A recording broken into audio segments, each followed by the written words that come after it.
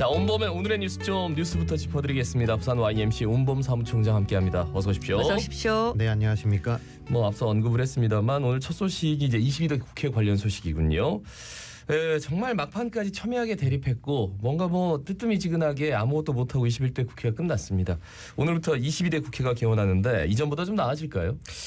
글쎄 국민들의 바람은 좀 나아졌으면 좋겠다는 바람이 좀 있겠죠. 당연한 얘기죠. 예, 근데 현실은 아마 개원 초반부터 여야 간의 치열한 기싸움으로 21대 국회와 달라지기는 좀 어렵지 않겠나라고 하는 예측들이 나오고 있습니다. 최혜병 특검법에서 이제 확인했다시피 여소야대 구도에서 이제 여당의 생존은 똘똘 뭉치는 것, 이제 이렇게 좀 확인이 된 부분들이 있는데 22대는 21대보다 더 구도가 좋지 못한 상황 아니겠습니까? 그렇죠. 그러다 보니까 공방이 아마 더 거세질 걸로 이렇게 예상이 되고요. 당장 상임위 배분 문제 뭐 치열할 거고 또 야당에서도 조국혁신당과 개혁신당의 국회 진출로 야당 내에서도 아마 선명성 경쟁이 또 치열하게 벌어질 걸로 보입니다. 또 각 의원들도 뭐 인터넷만 뒤져봐도 각 의원들이 뭐 1호 법안들을 쏟아내고 있습니다. 뭐 처음 듣는 내용까지를 포함해서 뭐 이런 다양한 목소리도 또 나오고 있고요. 또 부결된 특검법에 대한 재발의도 바로 이어질 걸로 예상이 되어서 여야 간의 뭐 협치나 민생 회복을 위한 논의는 좀 바로 시작되기는 그냥 어렵지 않겠나 이렇게 예상이 됩니다. 네, 여기에 그 윤석열 대통령이 마지막까지 거부권 행사를 하면서 2년여 동안 무려 14건의 거부권 행사를 했거든요.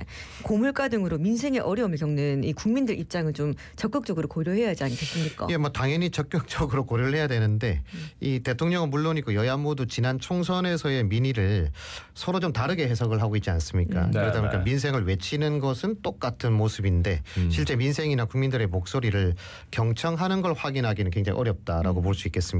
대통령의 변화를 국민들은 일단 총선에 요구한 건 뭐 분명한 사실인데요. 근데 일시적으로는 뭐 기자회견도 하고 뭐 기자들하고 또 밥도 먹고 또 뭐 영수회담 민생 토론회 재개까지 이어지고 있었습니다만 그 주요 법안에 대해서 지금 그 세월호 특별법 일부 개정안만 통과를 시키고 나머지는 전부 또 모조리 거부를 하고 있는 상황이지 않습니까? 대통령의 지지율도 그러다 보니까 당연히 반등 기미도 지금 없어 보이고요.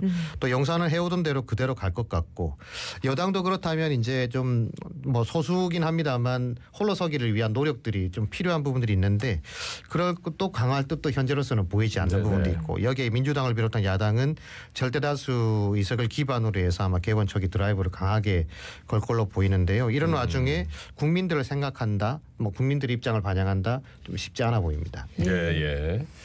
개원 초기부터 뭐 기대보다 우려가 좀 큰 것 같습니다. 특히나 이제 부산의 입장에서 본다면 산업은행 부산 이전, 뭐 글로벌 허브 도시 특별법 이런 것들이 21대에 다 폐기가 됐거든요. 과연 조기에 통과나 개정이 될까?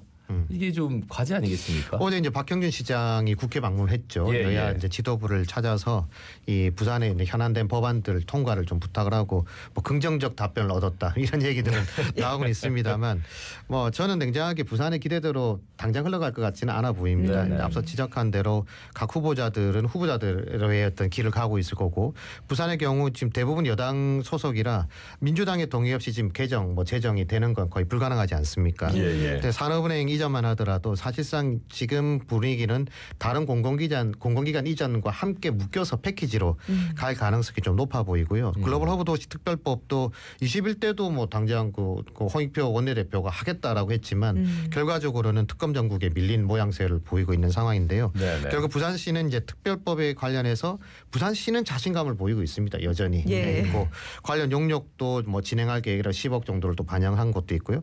또 결국 법안 근데 중요한 건 법안이 없으면 아무것도 안 되는 거잖아요. 그래서 이제 정부와 잘 소통하고 있다 이런 입장만 낼 게 아니라 결국 국회가 중요하니까 특히 이제 민주당 지도부와의 설득, 협력 이게 뭐 가장 핵심 포인트인데 어쨌든 뭐 방문이 정부는 아니니까 뭐 긍정적 답변을 얻었다는 게 끝난 게 아니라 결과를 얻어내야 되니까요. 분명한 건 어쨌든 부산의 우선순위와 국회 우선순위가 다르다는 것을 그런 현실을 좀 인식하고 이 문제를 좀 풀어나가야 될 것 같습니다. 네, 좀 현실적으로 인식을 할 필요가 있다 이런 말씀이시고요. 22대 국회는 좀 어렵고 힘든 나라 경제 또 민생을 구하는 생산적 국회가 돼야 될 텐데 전망이 좋아 보이지 않는 게 좀 현실인 것 같습니다. 우리 정치에 이제 낭만이 사라졌다 이런 표현들을 굉장히 많이 표현하시는데 예. 이 강대강 싸움으로 21대 국회가 사실 마지막까지 뭐 극한적인 대립 상황만 보여주지 않았습니까? 근데 22대는 사실 초반은 더 극단적인 걸로 갈 걸로 보이는데 당도 또 뭐 정치적 이득도 중요하지만 지금 우리 사회가 안고 있는 현실은 거의 참담한 수준이잖아요. 뭐 출생률은 뭐 말할 것도 없고요. 그래서 물론 정부가 지혜롭게 국정을 잘 펴면 뭐 너무나도 좋겠습니다만 여러 사정상 정부의 변화나 에너지를 기대하는 게 쉽지가 좀 않아 보인다고 보면 국회가 국민들의 어려움을 끌어낼 수 있는 좀 희망의 정치, 굉장히 이념적인 얘기입니다만 희망의 정치를 좀 만들었으면 좋겠다. 그래서 좋은 의미에서의 정치가 좀 복원이 되고 또 거대 야당도 소수 여당도 입법부에 제대로 된 기능을 통해서 국회가 그래도 좀 국민들의 마음을 알아주는구나 이런 메시지를 좀 받아보는 희망을 좀 바라봅니다. 그 21대 국회는 뭐 만나가지고 협의했다라는 소식이 별로 없었거든요. 예, 그냥 만나기라도 좀 한번 해서 그러니까요. 스포트라이트 받고 싶으시잖아요, 정치인분들. 예. 두 번째 소식은 사상 해운대 간 대심도 관련 소식입니다. 당초 2030년 완공 계획이었는데 국토부 안전설비 기준 강화에 따라서 착공부터 3년이 늦어진다고요? 예, 사상 해운대 간 대심도로는 당초에는 내년에 착공을 해서 2030년 개통을 목표로 하고 있었죠. 근데 국토부의 안전설비 기준 강화에 따라서 공사비 증액 요인이 일단 발생을 했습니다. 그리고 국토부와 사업자 간에 지금 그 증액에 대한 협의를 시작을 하고 있는 상황인데요. 구체적으로는 지난해 2월에 도시 지역 지하도로 설계 지침이 변경이 됐습니다. 그래서 이제 2022년 과천시 제2경인고속도로 아마 기억들 하실 건데 이 방음 터널 화재 사고로 굉장히 많은 피해자들이 나왔었는데 이때를 기준으로 해서 안전설비 기준을 강화하기로 한 조치에 따른 그런 내용인데요. 일단 대신 그 안전사고 예방을 위한 기준이 이제 대폭 강화가 되다 보니까 새로운 기준에 따라서 대심도에 대한 연기 제거 설비 절치 이제 설치를 이제 해야 되는데 이게 천고가 한 4m에서 조금 1.4m 정도 더 올라갑니다. 그러니까 이제 굉장히 높아지고 긴급 통행을 위한 터널의 폭도 2m에서 2.5m로 약 50cm가 이제 늘어나게 되는 거죠. 그러니까 확충해야 되니까 이제 사업비가 이제 늘지 않겠습니까? 그래서 이제 요거에 대한 부분들인데 일단 이 사업은 손익 공유형 민간 투자 사업, 일명 BTOA형의 이제 사업입니다. 그래서 최소 사업 운영비와 공사비를 정부가 보존하는 형식이어서 지금 협의 단계에 들어간 걸로 생각됩니다. 예, 그래서 어쨌든 원래 계획보다 이 착공이나 완공이 늦어지긴 한데 아무래도 이용 안전 강화가 이유라서 이 시민들 입장에서는 좀 긍정적으로 볼 부분이라고 생각이 들거든요.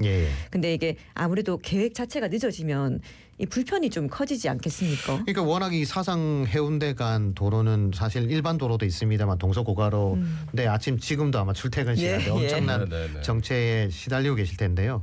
일단 동서고가의 상습 정체는 뭐 피로도를 올리는 그런 도로이지 않습니까? 또 22.5km에 이르는 이 대공사이기도 하고. 근데 적기에 공사가 진행되었으면 좋겠습니다만 사실 또 기대하는 게 좀 어려운 부분도 있었을 거라고 보이는데요. 하지만 일단 이번 조치는 안전과 관련된 조치고 또 추가 비용도 정부가 추가하는 내용이어서 아마 이제 공사 시기가 늦춰지고 조정되는 것에 아쉬움이 상대적으로는 다른 것에 비해서는 좀 낫겠다. 뭐 이게 뭐 중간에 문제가 생겨서 됐다기보다는 그런 부분이 있습니다만 일단 국토부에서도 증액 한도 설정 이걸 사업자와 잘 협의를 해서 빠른 시간 안에서 뭐 3년 내에 어쨌든 해결해 보겠다라고 일단 의지를 밝히고 있으니까 일단 뭐 요 정도 선에서 협의가 잘 진행되기를 좀 잘 지켜봐야 될 것 같습니다. 그러니까 그리고 한 가지가 전체적인 공사 기간이 늦춰지니까 그러니까 부산연구원에서 이 동서고가를 어떻게 할 것이냐, 요 향후 방향에 대한 용역도 중단이 돼 버렸다고 들었어요. 이 문제를 왜 중단할까요? 그러니까 이거는 뭐 따로 가고 빨리 만들어가지고 뭐 결론을 도출해야 되지 않을까? 뭐가 달라지는 거죠? 그러니까 저도 그게 좀 이해가 안 되긴 했습니다. 그러니까 대심도 공사의 공기 이런 거와 상관없이 이 3년의 시간이 사실은 더 생긴 거지 않습니까? 뭐 어쨌든 긍정적으로 해석해 보자면.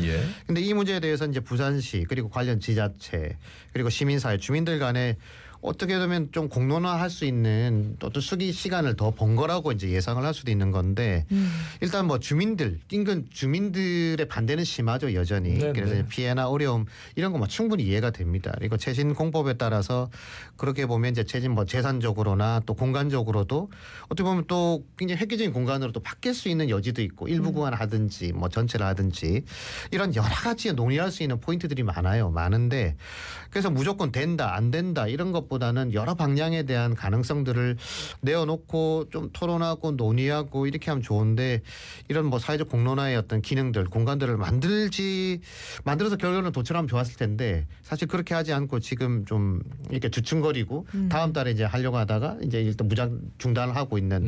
근데 지켜본다고 하는 게 공사비가 늘어나고 안전시설이 강화되는 것 외에는 사실 다른 요인이 별로 없거든요. 예. 그러면 이 문제에 대해서도 좀 시민의 역량들을 높이는 차원에서라도 좀 진행하면 좋을 건데 일단 어쨌든 3년의 시간을 뭐 3년을 뒤로 하겠다는 건지 어떤 건지 명확한 의견이 나와 있지 않으니까 일단 요거는 좀 지켜보고 일단 나중에 하자기보다는 지금이라도 이 논의는 좀 계속 좀 이어가는 게 중요해 보입니다.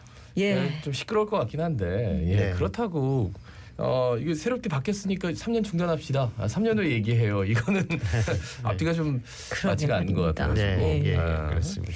그리고 마지막 소식은 지역별 전기요금 차등제 적용이 내후년으로 예상이 되는데 그 가운데 전기료가 낮은 부산에 반도체 공장 유치를 뭐 제안을 해가지고 화제가 되고 있다고요. 좀 재미있는 기사라서 제가 한번 픽을 해봤는데요. 예, 네. 예. 그러니까 지역별 전기요금 차등제를 담은 분산에너지법 활성화 특별법안 이걸 주도했던 분이 이제 그 이번에서는 박수영 의원이죠. 그 네, 주인공인데 이분이 이제 개인 SNS에 삼성전자를 비롯한 반도체 공장 부산으로 오십시오. 뭐 이런 식의 이제 제목을 달고 이제 SNS에 글을 올려서 이제 화제가 좀 되고 있습니다. 이 박 의원이 2026년부터 이제 지역별 전기요금 차등제가 시행되면 현재 기준으로 7%만 낮아져도 그러니까 지난해 기준으로 삼성전자가 지불했던 전기요금이 약 4조 8천억 정도 되더라고요. 예. 근데 이게 2025년도에 되면 거의 7조 6천억 정도가 된답니다. 그러니까 이걸 7%만 낮게 기준을 잡아도 전년 기준으로 보도 한 5천억 정도를 세이브할 수 있다. 그러니까 이제 영업이익이 발생할 수 있는 거다. 이렇게 얘기를 하고 있는 거거든요. 그리고 전기 공급에 활용될 뭐 송전탑 또 부대 비용도 한 1조 원 정도 드는데 이것도 이제 줄일 수 있지 않냐. 그러니까 기업 이윤에 분명히 도움이 될 수 있는 그래서 최적지가 부산이다. 전기를 어쨌든 공급받아야 되니까. 예. 그래서 이제 그런 주장을 한 건데요. 일단 산업 경제적 측면에서 접근했지만 일단 뭐 막대한 전기가 필요한 반도체 공장의 특성을 고려해 보면 뭐 틀린 주장도 아닙니다. 뭐 부산 쪽에 오면 여러 가지 유리한 면이 있겠죠. 물론 이제 기업 입장에서 보자면 뭐 직원들의 성향 또 직원들이 이제 이전 의지 이런 것도 중요하고 다른 요인도 검토를 해야겠습니다만 일단 반도체의 특성 또 이번 법안과 제도의 시행의 의미를 함축적으로 보여주는 거라서 더 주목을 받고 있지 않나 생각됩니다. 예. 그래요. 본인이 이제 이런 법안을 발의했고 추진을 하는데 좀 더 그러니까 이런 법안을 발의했습니다라고 하는 것보다 삼성전자 오십시오. 이게 좀 주목도는 높아 보이긴 해요. 한데 지금 뭐 용인 클러스터 만든다고 뭐 벌써 다 얘기해놓고 다 끝났는데 그런데 또 한편으로는 과연 직원들이 이주 문제를 언급하면서 지역 인프라 문제를 지적한 게 지역 현실로 좀 비춰진다는 게 여러 가지 생각이 좀 교차하더라고요. 예, 사실 이제 그 뭐 한 분의 국회의원이 SNS 글을 올렸지만 저는 이제 그걸 보면서 여러 생각이 좀 들었어요. 그러니까 이 원전 도시 부산의 어떤 명암도 떠올랐고 그리고 전기의 공급 또 수요의 어떤 불균형 문제 여전히 남아 있는 불균형 문제 거기에 지방의 현실이 다 담겨져 있는 것 같아서 좀 뭐 여러 가지 생각이 하여튼 좀 복잡하게 들었습니다. 지역별 차등 전기요금제 시행에 대한 어떻게 보면 유쾌한 언급이기도 이렇게 해석할 수도 있겠습니다만 SK 하이닉스가 사실 구미에 거의 갈 것처럼 했다가 결국 인재 확보 문제로 수도권으로 돌아갔고 말씀하신 것처럼 삼성전자도 용인 지역에다 클러스터를 만들고 300조를 투입하겠다라고 계획에 나와 있지 않습니까? 중요한 키포인트는 인재 문제거든요. 결국 부산이 300만이 넘는 거대 도시이긴 합니다만 어쨌든 인재 공급에 문제가 있고 또 직원들의 지방 생활에 대한 인프라를 구성해야 된다. 그래서 뭐 국제학교를 만들어야 된다. 그런 얘기를 보면서 이 부산의 지금 현실이 굉장히 좀 안타깝게 다가온 부분도 있습니다. 그런데 뭐 현실을 또 외면할 수 없는 부분도 있으니까요. 그래서 부산도 대기업이나 직원들이 오고 싶어하는 도시로 만들기 위한 노력도 필요하지만 지역에 있는 기존의 어떤 기업들을 위한 투자 계획이나 이런 부분들도 나가는 기업들도 얼마나 많습니까? 이걸 붙잡기 위한 또 젊은 인재들을 또 유치하기 위한 또 그들을 머물게 하기 위한 조치들이 더 필요해 보이지 않냐. 그런 것들을 개선해야 되지 않나 이런 생각도 좀 굉장히 좀 복잡하게 들었습니다. 네, 말씀 잘 들었습니다. 고맙습니다. 네, 감사합니다. 예, 부산 YMC 온범 사무총장이었습니다.